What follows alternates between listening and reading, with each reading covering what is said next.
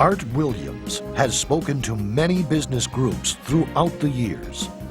The following speech was delivered to the 1987 National Religious Broadcaster Convention and has become a classic example of Art's philosophy on winning in business. It is simply entitled, Do It.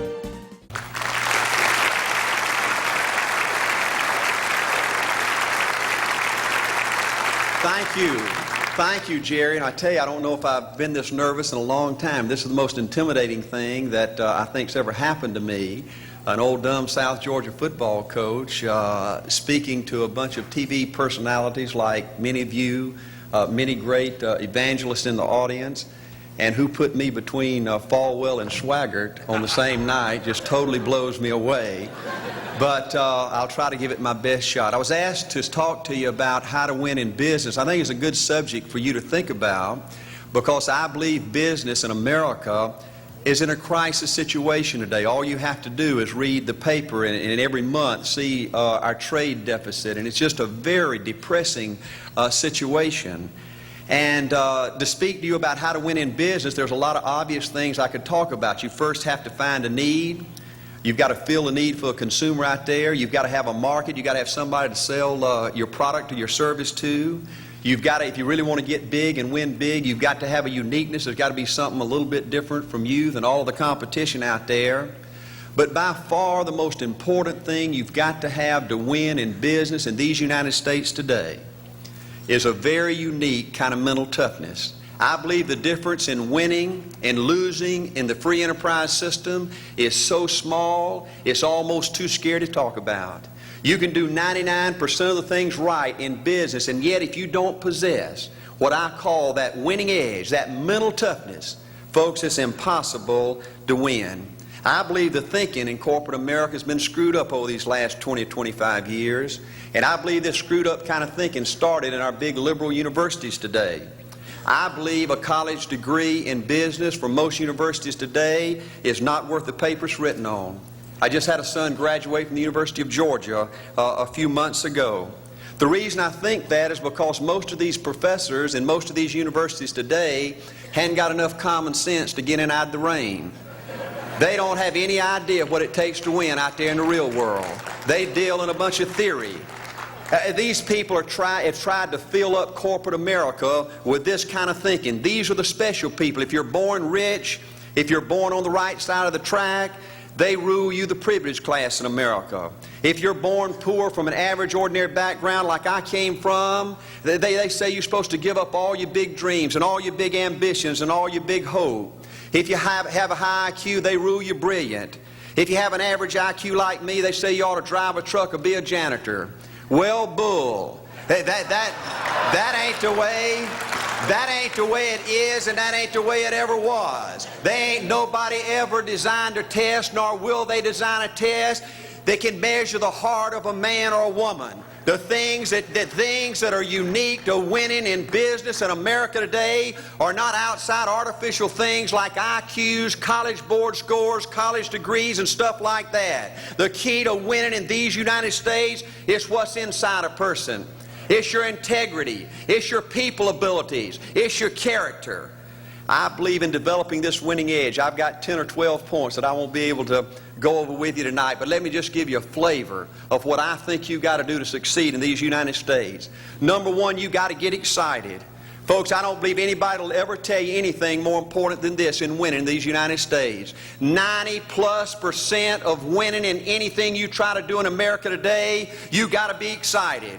People in America won't follow or believe in a negative, dull, disillusioned, frustrated dadgum crybaby.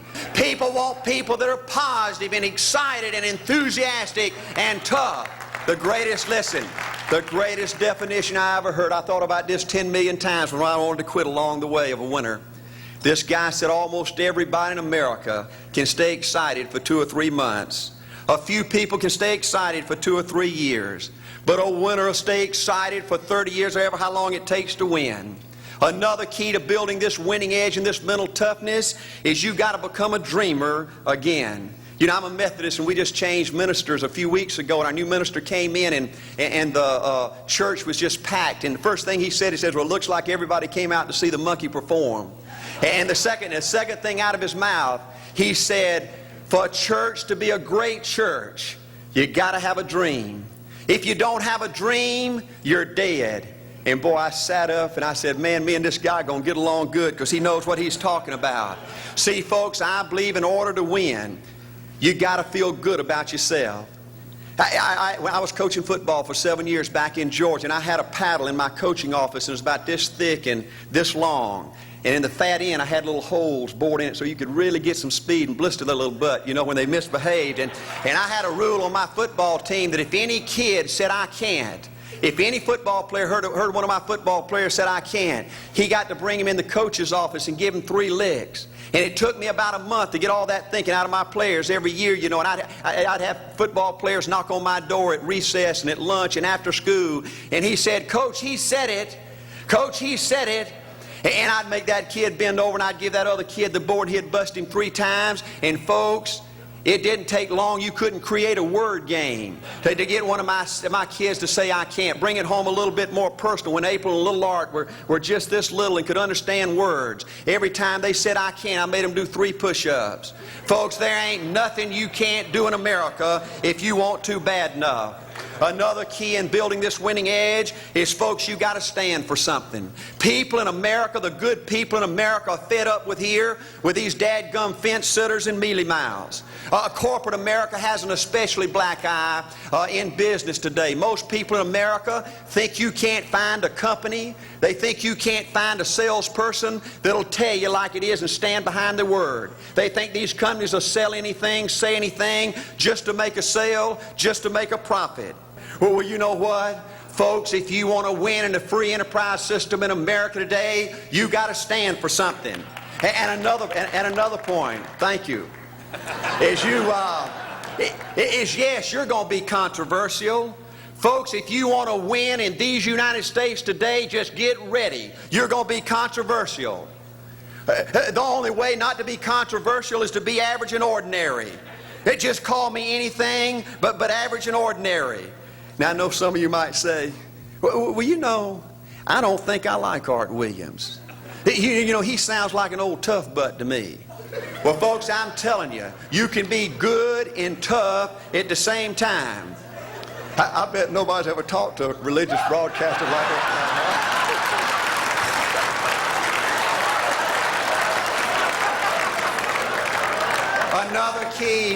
Another key to developing this winning attitude that'll give you a chance to do something great in American business is, folks, you've got to make a total commitment to what you're about. Do you know almost the American people have lost their toughness? They've lost their ability to make a commitment. See, folks, in trying to win in business, you're just going to have so many false starts. You think you get it going time after time, and you just get knocked back to ground zero. And it's your ability to compete, to pick yourself up off the mat one more time, to go for it one more time, that's going to determine success or failure. You know, we've got a divorce rate in America some 50% right now.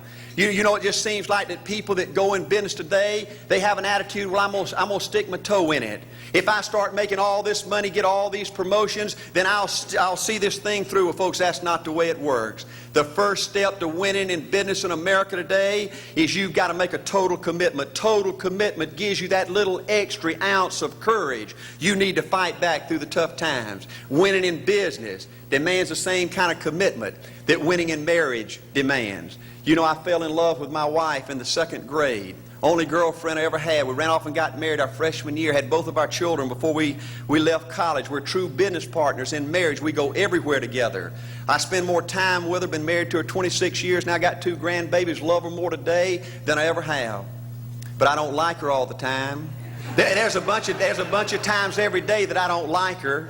You know, I'm a nut about brushing my teeth. You know, if I can get the toothbrush, I'll brush my teeth 4, 5, 6 times a day.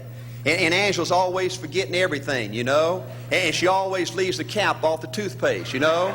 And when I go in there to brush my teeth, the cap's off. I got that hard little crust around the edge. You know, it just burns me more than I can tell you, you know. And I get on Angela's nerves about a lot of things. You know, we were having dinner last week, and every time we get through, Angela kicks me under the table, you know, and gets me back in my room and says, "Art, you ain't got no class." You know, I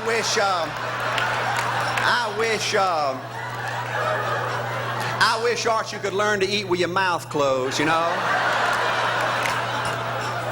But see, folks, if you want to win in business, everything's not going to work out like you want it to, but you got to be committed. I want to have great kids. I want to have a wonderful relationship. I want to have tremendous grandbabies. Another key in building this winning edge in business is you've got to learn to treat people good. Another thing that these universities pollute America, corporations with, is this attitude: you better not get to know your employees. You better not become friends or get to know the spouse or the children of your employees, because you might have to fire them, you might have to reassign them. And if you're close friends, you can't manage people in a tough-minded way. Bull. Folks, the only way to manage people and get the most out of people is treat them good. Learn to love them and care about them. Yes, it hurts from time to time, but it's the only way. You know, everybody you work with in business, you've got to look at them and pretend there's a flashing sign on their chest. And everybody's asking you, make me feel special. Make me feel important. Say something good to me. I want to be somebody. Another key of winning in business in America today is, folks, you've got to establish the right kind of priorities. First company I went with 15 years ago was ITT.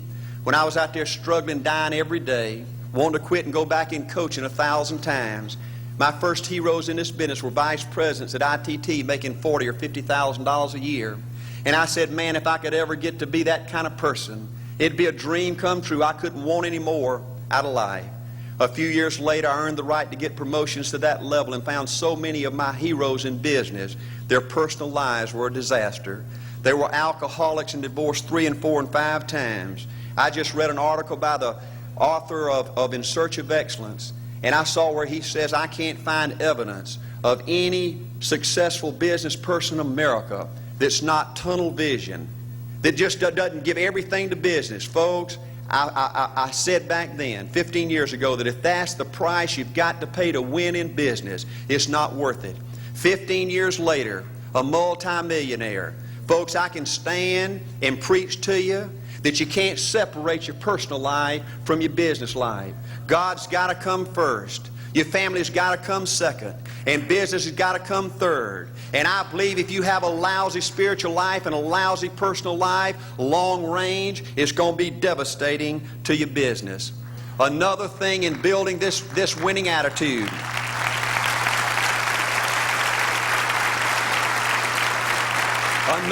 Another thing in building this winning attitude in business. You know, I see tall people make it big in business and short people, dumb people and smart people, fat people and skinny people. But if you cut open the winners in business, I see a heart of a champion. And all these people are competitors and they don't quit. I believe desire and will to win is everything. I don't know why I'm like I am, but my butt's always burning. There's always something say, Art, dadgummit, you're supposed to go for it. Art, dadgummit, you're supposed to be somebody. You're supposed to make a difference with your life. What does the $500,000 a year person do? The $50,000 a year person doesn't do. You look at the outside and study those two individuals, everything seems to be the same. They both are the same sex, they both are the same age, they have the same training, the same positions, the same contract, the same fringe benefits. They both are successful, they work hard, they're good family people, make tough commitments. But what's the difference? What does the $500,000 a year person do? The $50,000 a year person doesn't do. He pays the price and a little bit more. He works hard and a little bit more. He's loyal to the company and a little bit more. He believes in a little bit more. He makes money and a little bit more. He saves money and a little bit more. If you want to win in these United States, you got to be tough and you can't quit. The last thing I'll talk to you about today in building this winning edge is, folks, if you want to win in business, you got to be a leader. Leadership is everything. You show me anything in these United States that win, I'll show you a leader at work. You show me a successful church, Boy Scout troop, club, football team, business, I'll show you something run by a leader. See, I thought at one time in my life you had to be smart to win. I used to have these smart people that dressed so pretty and talked so pretty and used these big words. They just intimidated me. And I said, Art, you can't ever be that good. Why don't you just throw in the towel and go on back and coach football for a living? And I found two things out about smart people. I think it's almost impossible for a smart person to win in business in America today. Because I find smart people spend their whole lifetime figuring things out. They're always trying to figure out an easier way and a quicker way. And another thing I found out about smart people is they just don't get around to doing nothing. And see, somebody like Art Williams, everybody says, well, he can't do it. And somebody like that can't do it. But he does it. See, folks, I want you to know almost everybody in America almost does enough to win. They almost get there. They almost are over the hump. They almost have it going. They almost, in everything they do, almost is a way of life to almost everybody in America. But the winners do it. What do? They do whatever it takes to get the job done. They do it and do it and do it and do it and do it until the job gets done. And then they talk about how great it is to be somebody they're proud of. We need leaders in America who can do it. If you want to become somebody, do it. If you want to go in business for yourself, do it. If you want to become financially independent, do it. I hear too much talk in these United States. Everybody can talk a good game. We need people in America who can do it. I go all over this country with A.L. Williams, and I have people say, Art, you can count on me. Wonderful. Just do it. Art, I guarantee you this is my last stop. I'm going to win now. Super duper. Just do it. Art, if I could just have one good month and get the ball going, I know I could make it big. Super. Just do it. Art, if I could just pay off this debt, I could really go. Great. Just do it. Art, if I could just sell my house. Do it. But houses ain't selling. Do it anyway. Art, I'm not making any money. What can I do? You just do it. Do what, Art? You do it and do it and do it. Art, I guarantee I'm going to win this contest. Super duper. Just do it. Art, I'm over the hump now. Watch my smoke. Great. Just do it. Art, I want to make it so bad I can taste it. What I do? You just do it. Art, I'm a vice president now. Can I quit doing it? No. Art, I don't know if I can keep on keeping on. I'm really hurting. What I do? You just do it.